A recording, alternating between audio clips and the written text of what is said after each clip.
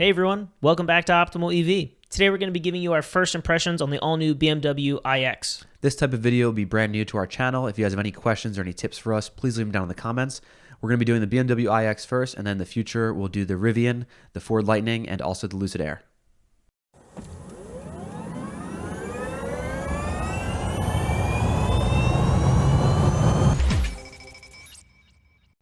All right, everyone, as you can see, here is the look of the all-new BMW iX. At first, I wasn't really impressed by the way that it looks, especially compared to all of the other luxury cars that BMW makes. But honestly, the more I look at it, the more I'm getting more tolerable for it. You know, I really do think it has a pretty good look to it. Certain aspects of it I don't really like, but honestly, for $83,000 at a starting price, it looks pretty good. Yeah, it definitely has like some features from the i3. You definitely feel that BMW i being incorporated into this car. I was with you at first. I definitely didn't think it was an amazing looking vehicle, especially the grille. But now that I've seen it more not in person, but now that I've seen more videos on it and just a couple more angles, it's definitely caught my eye, and it looks especially good in this red. I do like a little darker red. I think we went over that in previous videos. So we're going to get into some of the information on the vehicle first. Obviously, the most important thing is going to be the range.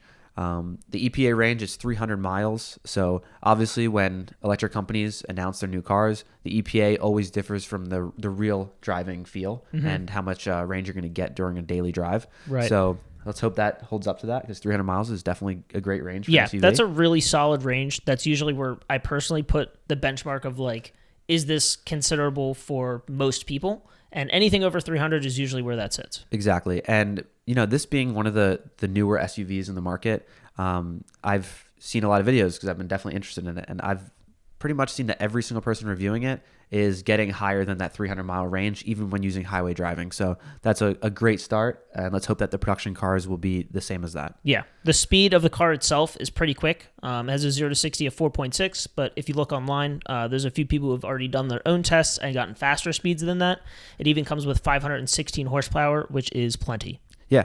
It's BMW always really, you know, they put the number out there, and then everyone always goes a couple, 0.2, 0.3 seconds faster than the listed speed. Right. So that's good to see.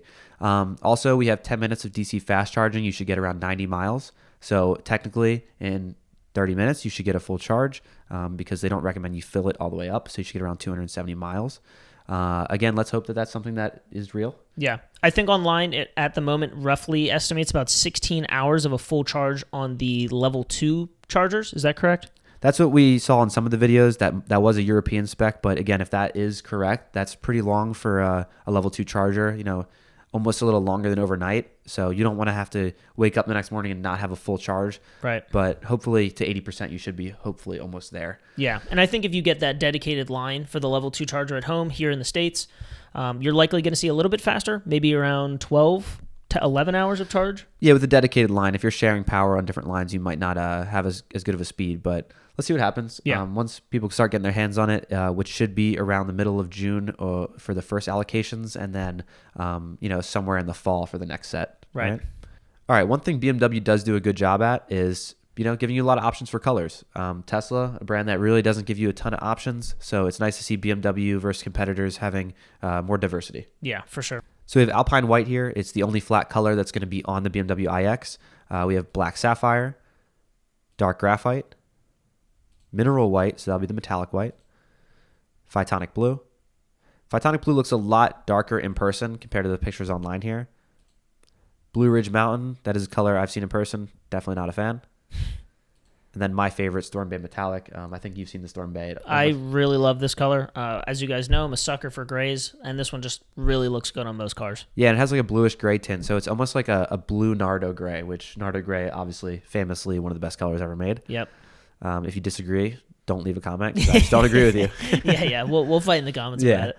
And then Aventurin Red, which, again, is going to be a color that looks a little darker in person, but it's nice to have an option for red. It's probably going to cost a lot more, which is usually what reds do. Yep. We've seen that in something like the ID4. Yep. And then we're going to show you just some of the comparisons of the car. We have the X5 versus the iX50. Both all-wheel drive, as you can see, something that's very important for these SUVs, especially in the eastern region or the northeast, and also any other colder climates. As you can see, this is the X3 versus the iX, but when we go to the X5, that's going to be more of the similar comparison. Right. They're almost identical in size. Exactly. It's actually longer, the IX, a little slimmer, and then it's a little shorter in height. But you should get a little more space inside the cabin because of the battery and not having a big engine and a bunch of other stuff taking up the space. So I don't know about you, but how do you feel about the uniqueness of the look of this car? Do you think when you see it on the road that you're going to tell right away that it's not your average BMW?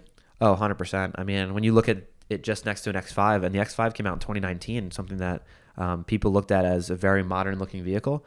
Now this iX looks above and beyond that, especially with the technology. You can see it just in the LEDs. The wheels look incredible. The front grille, just having that cool texture, definitely brings a little more modern aspect to it. And then also the frameless door handles, which is something that I love. Yeah, definitely sticks out.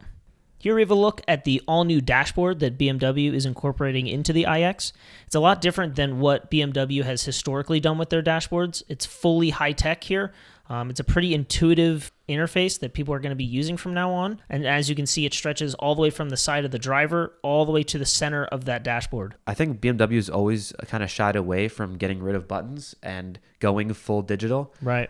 Something Audi jumped on, Mercedes is now doing with their elongated screen.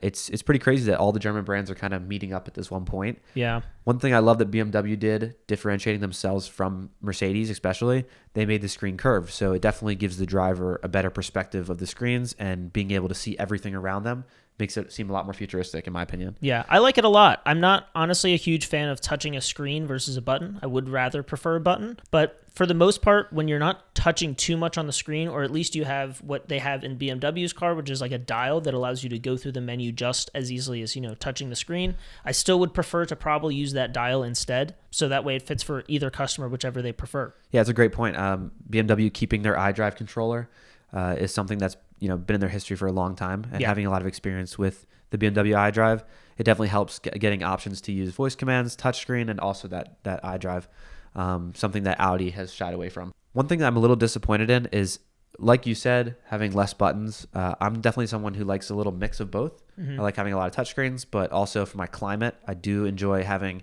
a fan speed, a temperature. But on this one, everything will be on the screen, even though there will be some hotkey settings right on the bottom of the screen there. Here's another perspective of it. You'll see one thing they did do is make it a lot more simplistic with the media, your communications, your navigation, and then going back to the main menu.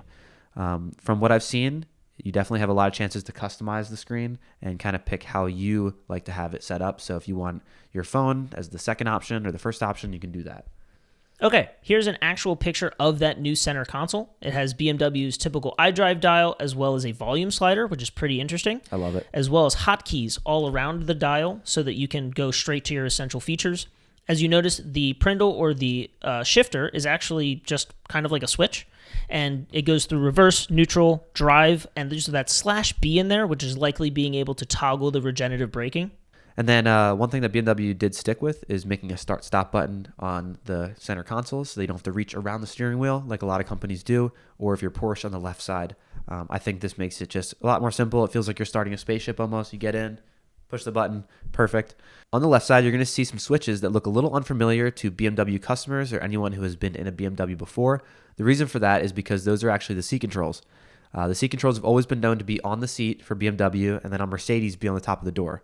Now, you don't have an option. If you like Mercedes or BMW, they're both going to have the switches on the top from the iX and other Mercedes models. I definitely prefer to have it in this position. It allows me to see it so I can see the buttons as I move them. I don't really like to just kind of feel down and try and figure out which button's which. I end up just looking down anyway, so I'd rather it be more easy to see. Yeah, I'm the opposite. Once I'm familiar with something, I definitely stick to it. So it's going to definitely take an adjustment to adjust my seat in this BMW if I were to get in it. But I don't know. It's a pretty pricey car, so I don't know. See what happens. For sure. Subscribe. Another thing that I saw on this is you see the little buttons next to those controls. It's going to be the first time that BMW will have an electric door. So you'll push the button and it'll unlock and you'll be able to open it then. And same thing at getting in the car. There'll be a button underneath the frameless door handle. All right, so we're going to show you some quick highlights. So one thing that really upsets me and Sam is that you won't be able to lift up the hood. No frunk. Absolutely no frunk. Despicable. They have all this room. I don't know what they're doing with it if there's no frunk. Yeah, it's a big car. I mean, Model X has it. Come on, BMW. So one thing that is a little weird is that BMW logo right on the front here, you can actually open that up, and that's where you will fill your washer fluid. I've never seen that on any other car Really in my strange. lifetime. Yeah, really strange. I've only been around 23 years, but that is definitely something odd. Yeah. All right. So next, highlight the front grille. Something that's really cool about that is they've mentioned that is a self-healing grille. So if you get any rock chips on the highway or any kind of scratches, if they're small enough, once the grille heats up, it should be able to fix those scratches magically for you. Okay. Interesting. Yeah. Hopefully it works. Next, we're gonna head on to the back. Brand new LEDs for the back. I've never seen BMW do any kind of styling. I think it looks amazing. It looks really unique. Again, just like the front of the car. I think this is really going to be a standout vehicle on the road. Yeah, and something that I actually noticed around last year, they announced that they were going to do some sort of fake-looking exhaust system on the electric cars, and it actually turned out pretty cool. I think it looks, aerodynamic, definitely sporty, so I'm excited to see that in person. Me too. If you're looking to buy a BMW iX, you're going to be spending a lot of money in the $83,000 range and above, of course, for options. The June 2022 allocations are currently sold out, and what BMW is saying that you could get delivery by summer of 22.